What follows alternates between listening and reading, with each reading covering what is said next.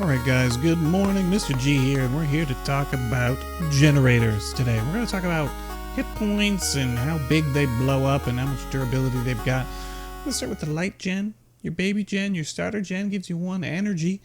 Has a decent sized explosion.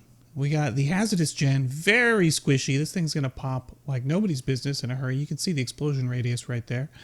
We've got the heavy generator. This is the also 2 energy generator, but this thing's much bigger and way harder to blow up than the hazardous gen.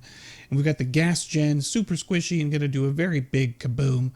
And lastly on the list, we've got the Apollo generator. This thing is huge, but it's also fairly tanky, coming in at 363 points of durability. So we're going to look at all of those at the same time. You can see which one's the hazardous pops pretty much instantly. Same with the gas gen. Light gen takes a little bit longer, and the heavy gen takes a severe beating, but the Apollo, way more pounding it takes than any of these other generators do. And you can also take a look there and see the radius of the explosion, which we're going to go back, we're going to watch individually here in a minute. So, let's take a peek. You can see light gen here, it doesn't explode in a super huge radius.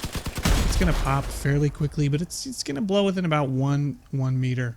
Meter being about just over 3 weld points, so it could do a fair amount of damage to your build. Hazardous gen. Not only is it going to blow up easier, but it's going to do way more damage and explosion damage. You can see the armor blowing off. Heavy gen, this thing's massive, but it's going to be much harder to blow up, and it's going to have much smaller explosion than the hazardous gen. There's a reason they call that one the hazardous gen. Now the gas gen, we all love them, we all use them.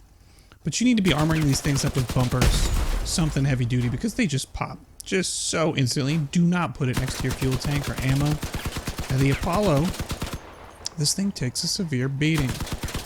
You really don't need to worry a whole lot about armoring your Apollo, because if your Apollo's getting blown up, well, the rest of your build's probably already hosed at that point anyway, because this thing's almost got 400 points of durability, which is a ridiculous amount in a generator. Love the animation of this thing getting all sparky before it finally decides to blow. When it does blow, you're going to have a bad day, though. Thing does a fair amount of damage right there. Well, we're going to take this thing over the jump, because why not? You guys found this guide useful. Please hit those like and subscribe buttons and check out the other guides. We've got cab guide, wheel guide, engine guide.